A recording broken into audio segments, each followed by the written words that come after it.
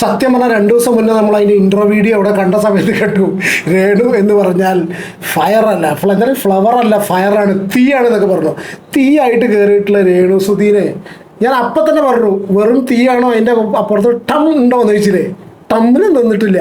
അക്ബർ ഇപ്പോൾ പേരിട്ടത് തീട്ടക്കുഴി എന്നാണ്, സെപ്റ്റിക് ടാങ്ക്. ആ ഒരു മനോവിഷമത്തിൽ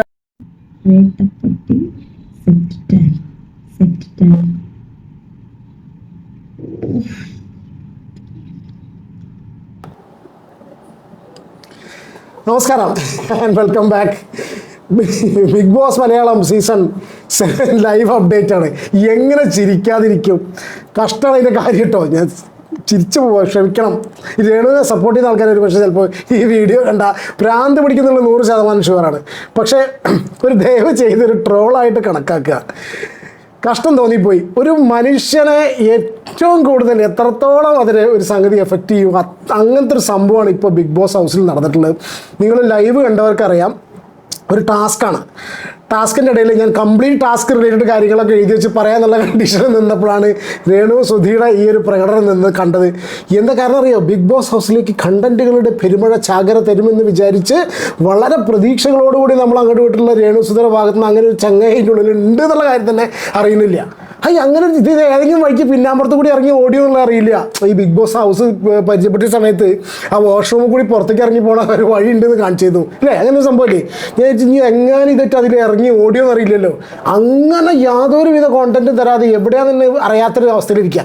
എന്തെങ്കിലും കാര്യത്തിൽ അതിൻ്റെ ഇടയ്ക്ക് ക്യാമറ വന്നു കഴിഞ്ഞാൽ അപ്പോൾ പറയണ വർത്തനം രേണു സുധി. നമ്മൾ പിന്നെ സ്വയം നമ്മളെ ബിമൽ കുമാർ എന്നല്ലേ വിളിക്കുള്ളൂ. എനിക്കെന്നൊക്കെ പറയുന്നതിന് പകരം പേരപ്പം കൂട്ടിയിട്ടേ പറയുള്ളൂ.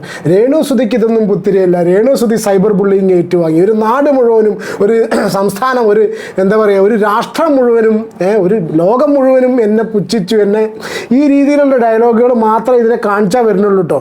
അപ്പോൾ ഇന്ന് രാവിലെ ഒരു ടാസ്ക് കൊടുത്തു. നിങ്ങൾ എത്ര പേര് കണ്ടു എന്നുള്ളവരല്ലേ? കണ്ടവർ നിങ്ങളുടെ അഭിപ്രായം കമൻറ്റ് ചെയ്യുക. ടാസ്ക് കൊടുത്തു. ഇഷ്ടപ്പെട്ട ഒരാളെ, ഇഷ്ടപ്പെടാത്ത ഒരാളെ വിളിച്ചിട്ട് അവർക്ക് കൊടുക്കുന്ന നിക് നെയിം കൊടുക്കുക എന്നുള്ള സംഭവം. അപ്പോൾ പല ആൾക്കാരും പല നിക് നെയിംസും കാര്യങ്ങളൊക്കെ കൊടുത്തു. ഞാൻ വിചാരിച്ചിട്ടുള്ളൊരു സാധനം, ഒന്ന് ഇഷ്ടപ്പെടാത്ത ആൾ എന്ന് പറയുമ്പോൾ ഞാൻ വിചാരിച്ചു എല്ലാവരും ഒറ്റയടിക്ക് പറയാനുള്ള ചാൻസ് ഉള്ള അനീഷ തന്നെ. കാരണം അനീഷ് കംപ്ലീറ്റ് ഇങ്ങനെ വട്ടച്ചൊറി ചൊറിഞ്ഞുകൊണ്ടിരിക്കുക. രാവിലെ തൊട്ട് ചൊറിയോട് ചൊറി. എനിക്ക് എന്തെങ്കിലും കാണിച്ചാൽ അതിലൂടെ നടന്നോട്ടെ. കാരണം എനിക്ക് പല പ്രാവശ്യം രാവിലെ തോന്നിപ്പോയി. ഇന്ന് രാവിലെ തന്നെ വേടൻ ഫാൻസിൻ്റെ ഒക്കെ പിന്നെ ഇത് ഞാൻ പറയാട്ടോ, രേണുവിൻ്റെക്ക് വരാം.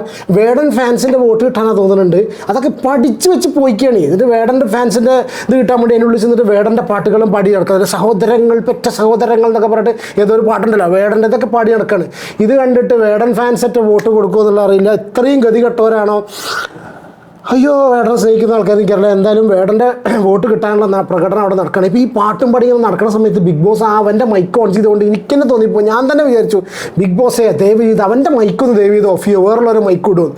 അപ്പോഴേക്കും അവിടെ ആരോ ഒരാൾ തന്നെ പറഞ്ഞു, കാരണം ചെവൻ്റെ ഒന്ന് മൈക്ക്, കാരണം അത്രയും ഇറിറ്റേറ്റിംഗ് ക്യാരക്ടറായിട്ട് ഇന്ന് രാവിലെ ഓരോ പരിപാടികൾ കൊണ്ട് ഇറങ്ങിയിട്ടുണ്ട്. ഇന്നലത്തെ രാത്രിയിലെ ടാസ്കുകൾ അറിയാലോ. ഞാൻ പറഞ്ഞാൽ രാത്രി ടാസ്കിൽ ഷാനവാസ് കിടന്നുറങ്ങി. എല്ലാവരും ഉണർന്നിട്ട് ഇപ്പം നല്ല ഉറക്കമുറങ്ങി. ഷാനവാസ് പടി ഉറങ്ങി, അതിൻ്റെ ഉള്ളിൽ മറ്റേ ക്യാപ്റ്റനും ഉറങ്ങി, അനീഷും ഉറങ്ങി.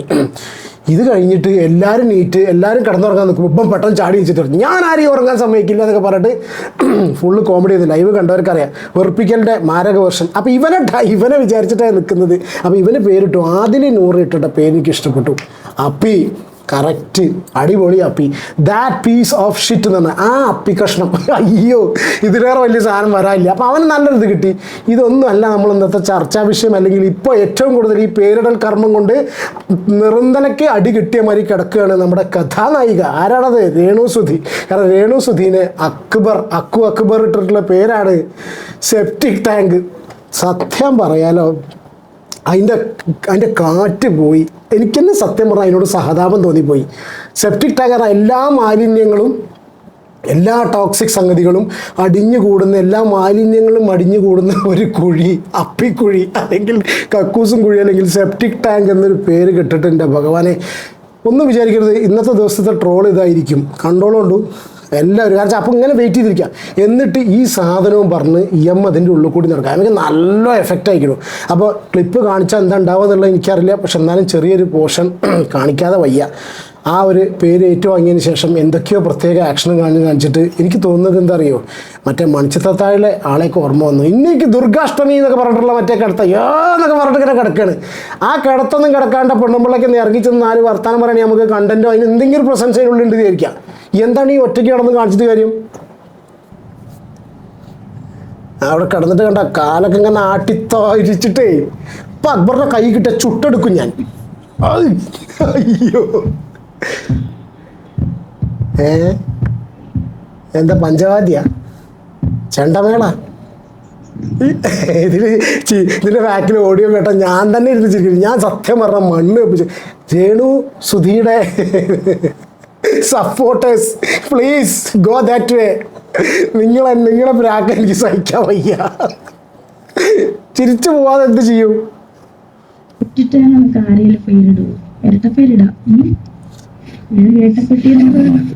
ഇവിടെ അങ്ങനെ ഇട്ട പേരേ വേട്ടപ്പട്ടി എന്നാണ്. ഇവനൊക്കെ സെപ്റ്റിക് ടാങ്ക് എന്ന് പേരിട്ടപ്പോഴേ സെപ്റ്റിക് ടാങ്ക് എന്നൊക്കെ ആരെങ്കിലും പേരിടുമെന്ന് ചോദിച്ചോണ്ടിരിക്കുക കേട്ടോ. ഉറങ്ങത്തില്ല, ഉറക്കമൊന്നുമില്ല, ഉറക്കമൊക്കെ നഷ്ടപ്പെട്ട രാത്രി. സെപ്റ്റിക് ടാങ്ക് പോലെ സെപ്റ്റിക് ടാങ്ക് തീട്ടക്കുഴി. Yes sure sure. Mind okay അല്ല? ഞാനിപ്പോ വന്നു കഴിഞ്ഞാൽ എന്റെ മൈൻഡ് ഓക്കെ എന്നെ തെറി പറയണ്ട, ചിരിച്ചു പോകണം ഓട്ടോമാറ്റിക്കായിട്ട് ആയിട്ട് നിനക്ക് തോന്നുന്നുണ്ടോ? എന്റെ മൈൻഡ് ഓക്കെ അല്ല. എത്ര നാൾ നിൽക്കുമെന്നൊന്നും എനിക്കറിയില്ല.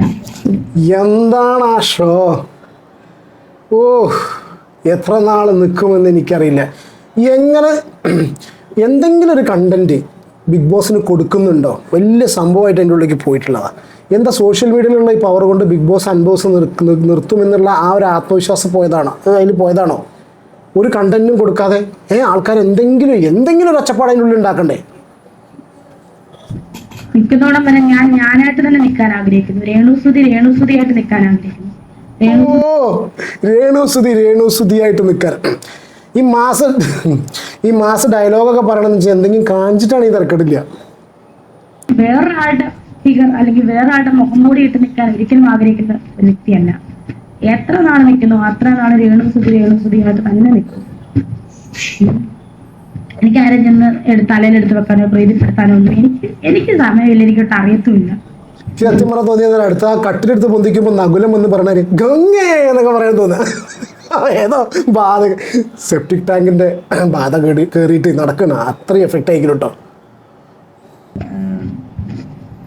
ഞാൻ എന്താണോ അത് ഞാനായിട്ട് നിൽക്കും. ആരെയും എടുത്ത് തലയെ വെക്കാനും അറിയത്തില്ല, എല്ലാരെയും എടുത്ത് പൊക്കിപ്പിടിക്കാനും അറിയത്തില്ല. എല്ലാവരോടും ഒരുപോലെ. ആരെയും എടുത്ത് പൊക്കിപ്പിടിക്കാനും അറിയത്തില്ല. പിന്നെ എന്തിനാ അങ്ങോട്ട് പോയി ഒന്നിനും അറിയൂല. ശാരിക പിന്നെ എന്താ വെച്ചാലേ അവിടെ ചെന്നിരിക്കുന്നത് രേണുവിന് ബിൽഡപ്പ് കൊടുത്ത് രേണുവിന് സപ്പോർട്ട് കൊടുക്കാൻ വേണ്ടി ചെന്നൊരു വ്യക്തിയാണ്. സത്യത്തിൽ അതാണ് പിന്നെ പറഞ്ഞുറപ്പിച്ച് പോയതാണ്.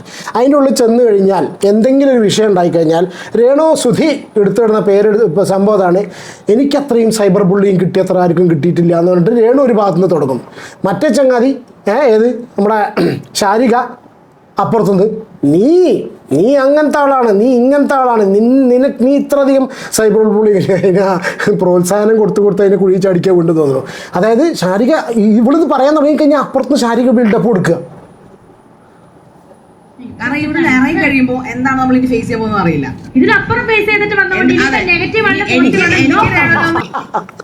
ഇതിന്റെ അപ്പുറം ചാടിക്കിടന്നവരാണ് ഈ കെ ജോസഫ് എന്നൊക്കെ പറഞ്ഞിട്ടാണ്. അയ്യോ ഒന്നും കൂടി കാണട്ടെ, കയ്യിന്റെ ആട്ടം കാണണം. കാരണം ഇവിടെ ഇറങ്ങി കഴിയുമ്പോൾ എന്താണ് നമ്മൾ ഇനി ഫേസ് ചെയ്യാൻ പോകുന്നത് അറിയില്ല. നെഗറ്റീവ് പ്രശ്നമാണ്. കാരണം ഞങ്ങൾ കേൾക്കാനൊന്നുമില്ല. പിന്നെ രേണുവിനെ സംബന്ധിച്ചിടത്തോളം രേണുവിന്റെ ടോപ്പ് സൈബർ ബുള്ളിങ് ഏറ്റവും കൂടുതൽ അനുഭവിച്ച വ്യക്തിയാണ് പുള്ളിക്കാരത്തി. സോ അതുകൊണ്ട് ഇതൊന്നും വിഷയമല്ല, രേണു വിഷയമല്ല. അമ്മായിയമ്മ ഇവരെ പറഞ്ഞ വർത്താനം എന്താണ് ശാരികനെ? അമ്മായിയമ്മ സത്യം പറഞ്ഞാൽ അതിൻ്റെ ഉള്ളിൽ പോയിരിക്കുന്നത് മരുമോളെ ബിൽഡപ്പ് ചെയ്ത് കൊണ്ടുനടക്കാനാണ്. എന്തെങ്കിലും ചെയ്യട്ടെ എന്തായാലും. സെപ്റ്റിക് ടാങ്ക് എന്നൊക്കെ പറഞ്ഞാൽ കുറച്ച് കടന്ന കയ്യായി പോയില്ലേ അല്ലേ? സത്യം പറഞ്ഞാൽ എനിക്ക് വിഷമമുണ്ട് കേട്ടോ. തോന്നുന്നില്ല എന്നെ കണ്ടിട്ട് എനിക്ക് വിഷമമുണ്ടെന്നുള്ളത്. മഴ കാത്തു കഴിയുന്ന ഒരു വേഴാമ്പലായിരുന്നു പല ആൾക്കാരും നമ്മൾ പുറത്ത്. രേണുസുധി ഒരുപാട് കോണ്ടന്റ് തരുമെന്ന് ആഗ്രഹിച്ച് മഴ കാത്തു കഴിയുന്ന മനസ്സിൻ്റെ വേഴാമ്പൽ ഒരു ചെറിയ കോണ്ടന്റിന് വേണ്ടി ആഗ്രഹിച്ചു. ഒരു വസ്തു രേണു തരാതെ തന്നെ പല ആൾക്കാരെ വീഡിയോ ചെയ്തിട്ട് അതിൻ്റെ മുകളിൽ എഴുതി വെച്ചിട്ടുണ്ട് രേണു ഇന്നലെ ഒന്നും രേണു എവിടെയില്ലേ ഞാൻ അങ്ങനെ തിരഞ്ഞു നോക്കി. പോട്ടെ, എന്താ ചെയ്യുക, ക്ഷമിക്കൂ. ക്ഷമിക്കണം, അല്ലാതെ എന്താ ചെയ്യുക. ഹേറ്റേഴ്സ് ദയവ് ഇത് കാണാൻ വരണ്ട നിങ്ങൾ കേട്ട് അന്ന് നിങ്ങൾക്ക് ഇഷ്ടപ്പെടില്ല ചിലപ്പോൾ കേട്ടോ. Take care and God bless. അടുത്ത ലൈവ് അപ്ഡേറ്റ് പോയി കാണാം. ബൈ.